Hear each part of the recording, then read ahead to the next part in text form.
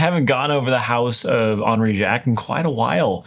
It's kind of a smaller market because these fragrances are very expensive, but I love the house. I love the fragrance that we're going to be talking about today. And I know that there are many of you out there that are very curious about Henry Jacques. You guys are curious to hear my thoughts on certain fragrances. So this is for you all. And if you have never even heard of Henry Jacques, or have just been curious just a little bit about the house, this is for you guys. Henry Jacques is a kind of a haute perfumery luxury house in France. They are known for top tier perfumery. It's just absolutely outstanding, but the price is reflective. Today we're going to be looking at my most worn from the house. This is the one I reach for the most. Is it my favorite? Potentially. I love this fragrance. We're looking at Et Pourtant from Henry Jacques. Not only the Le Brume, but also the essence. So we've got the oil here as well. Oils are what Henry Jacques is known for. Guys, if you're curious to hear what my thoughts are on Et Pourtant, and if it fits into your collection, stick around. I'll unpack these fragrances for you. So Et Pourtant comes in a couple of sizes. You can do the Le Brume, which is the spray version. It's a 75 milliliter bottle. Retails for $780. You can do the 15 milliliter version of the essence, which is the oil, for the same price, or you can get the 30 mil, which is what you see here, for $1,250, I believe. The perfumer, I honestly don't know. The original perfumer for the house was Joseph Sassy. He has now been officially replaced by Antonin Khalife. I think that's how you say his name. He is the new house perfumer for the brand, but I would guess that this was most likely perfumed by Joseph Sassy, but I'm not 100% sure. The scent profile is going to be an aromatic, leather, spicy fragrance. With that, let's go ahead and dive into how this one smells. So the top notes are very simple, with lime and lavender and some aromatic notes. And that's what you get. A really tart, photorealistic lime. It's going to be a mixture of the juice and the rind. It is vibrant, guys, incredibly vibrant. And the lavender in this one, my gosh, guys, I'm going to go ahead and just give myself a refresh. I wore this again last night on a date, and I am just blown away. Let's get you a little sound check on that atomizer. Got that all over my mic. Oops. Well, I'm going to have a really good smelling mic. The lavender in this one is really nice. It's not so strong and soapy in this one, but it's very spicy, really real as well. Now, they talk about aromatic notes. It could be something like hedione, which I guarantee there's some hedione in there. It could be a slight bit of aldehydes, honestly. But what that tries to translate and how this fragrance opens up is a very tart, sharp, clean, and aromatic opening. It's very ozonic, and it's very spicy, and it's a lot of just push, oomph, a cloud all around you. Now, in that heart, that's when the fragrance really starts to come alive. You're going to find notes of clary sage, lily of the valley, and benzoin. Now here, the clary sage is kind of the star of the show. Now, if you are sensitive to clary sage, this, in my opinion, is one of the better renditions of clary sage. It's very dry, kind of spicy, herbal thing that clary sage is. It's, for many people, kind of headache-inducing. It's a little on the bitter side. It's green. It's, in a way, akin to lavender, but not outright. I would say it's a more peppery, spicy, drier form of lavender. Of course, you have the lily of the valley. Now, lily of the valley in this is not simply transparent white floral, those dewy kinds of things that you would find in most other things. No, the lily of the valley here is actually like a really kind of skanky white floral note in this, which there, of course, may be some other notes, but to my nose, it's actually a bit drier of a white floral. It's not like what is being used across many other perfume blends. And here it's very luxurious, very old school, masculine floral kind of thing. It's lovely, and it does have a little bit of this animalic touch to it. Now, the benzoin, it's beautiful, guys. It's gonna be a little bit more on that effervescent, dry, sparkling side. Kind of reminds me a hint of the benzoin that you find in Enigma from Raja, which makes sense. Like these two houses, Raja and Henry Jacques, are haute perfumery houses. It's very nice, guys. It doesn't lean into the really balsamic benzoin. No, this is very dry. It's very spicy, very effervescent, Middle Eastern, not necessarily getting into incensey, but close to it, I guess.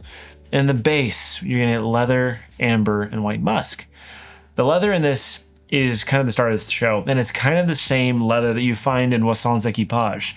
It's that very dry, very masculine, kind of a rugged leather, very luxurious. Think of a really, really high-end like handbag. And we're not talking about like the really smooth, oily kind of handbag, like with that like the glossy sheen on it. No, we're talking about a little bit more rugged.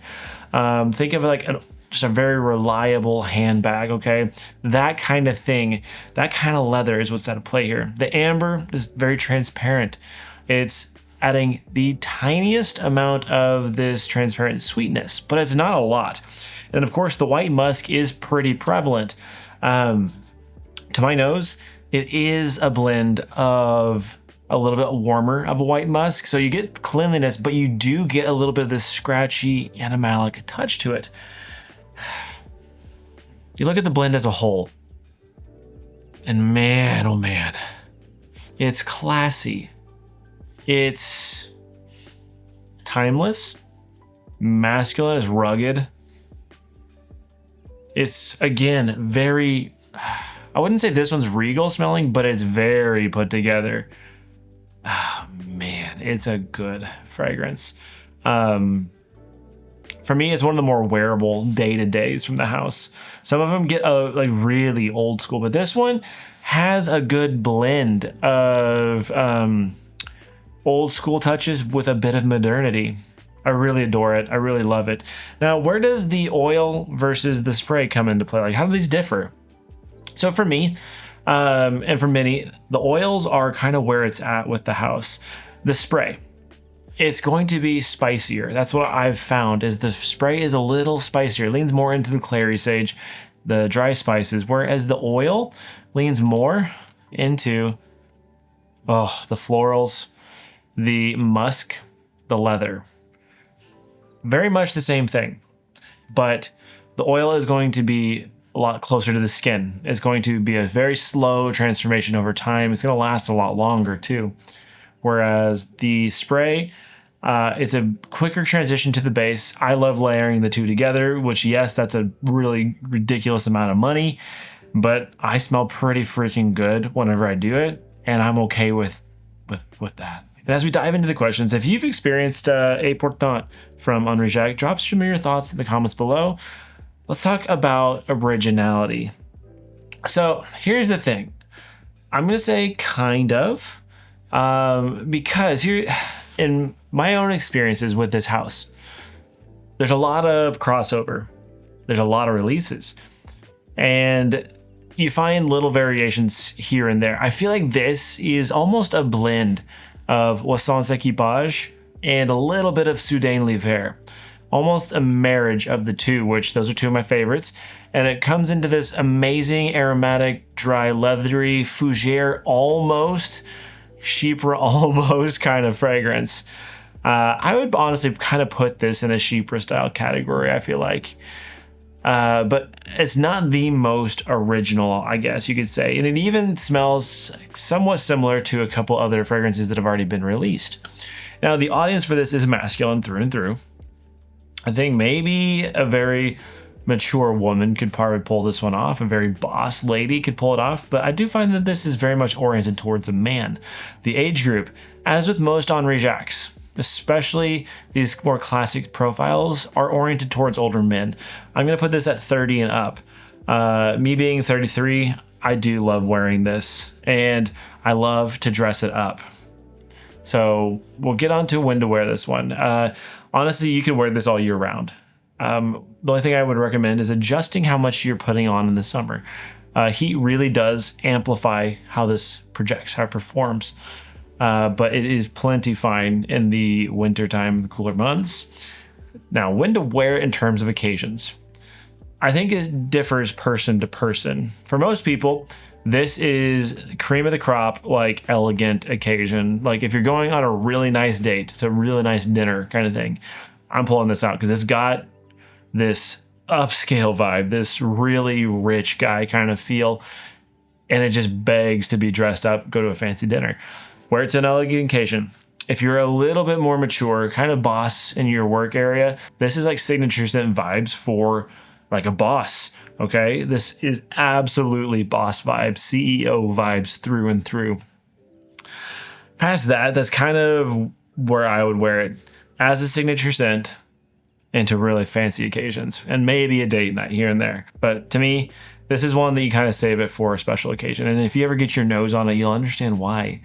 Now, let's talk about the performance. The longevity is very good. The spray, you're gonna get probably 10 to 12 hours. It is very soft at the very end. Very, very soft. The oil, kid you not, 16 to 20 hours. It lasts a very long time. You put them together, they last a very, very long time. It's insane. I put this duo on around, I want to say 6 o'clock one night, and then 10 o'clock the next morning. So we're talking 16 hours later. I could still smell it coming off of me. I didn't even have to get up in it. Like I literally could smell it still radiating. So it does last a very long time. The projection on this is excellent. The spray, the Brume, is strong. It's very potent around you and it will push for most of the time. I would say you're gonna have projection for 4 hours at least. Now here's the thing, with the oil, this is meant to stick around you. It's a scent bubble kind of thing. They are very much skin scents from the get-go. I would say that spray is strong, the oil is a medium to a skin scent. Now, here's the thing, with sprays, I think you're fine with 4 to 6 on the spray. If you're doing the oil, drops, I did 2 drops yesterday. I did a drop on my wrist, kind of dabbed it around, another drop, and I finished dabbing it. So 2 drops is plenty, which, yeah, there you go, kind of thing. Just a drop, a swipe, you're good to go. And that brings me to the final score. This gets a 9.6. This is a masterpiece, guys. This is what I look for in top tier perfumery. And the best I can do for you is tell you how good I feel it is. Do my best to describe how it smells, but until you actually get your nose on an Henry Jacques, on this, on Soudain l'Hiver, on Sans Equipage, all of these fragrances have gotten 9+ in my opinion. These are phenomenal perfumery. They literally smell like wealth. The blend is unbelievable.